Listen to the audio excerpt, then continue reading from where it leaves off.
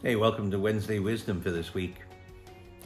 Probably about a week or two ago, you saw this annual World Happiness Index. It was all in the newspapers. Every year it gets this big play. Somebody's been doing this for the last 13 or 14 years. And the news this year was that the USA has gone down to number 24. We're only the 24th country in the world that's really happy.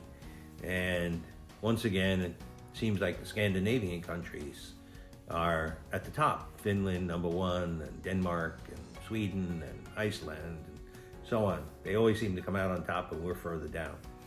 And why is it, I think people are always saying, the United States is full of crime and poverty and racism and injustice, and so we're less happy. That's the implication. And whereas, those Scandinavian countries are socialistic and so on, and that's why they're happy. You can draw whatever conclusion you want, but I saw a great article by somebody who was from Scandinavia and lives here in the U.S., and he said, I've always been skeptical of this World Happiness rating. He says, because when I go to Scandinavia, it's dark, cold most of the year, no reason to be happy there, and he says, if you walk through, Copenhagen or one of those cities that are beautiful cities, nobody's smiling. And so he thinks that this survey is biased, and he did an analysis of it and says, yeah, they really only ask one question. It's not very scientific. He says, when you start looking into it, you find some surprising things.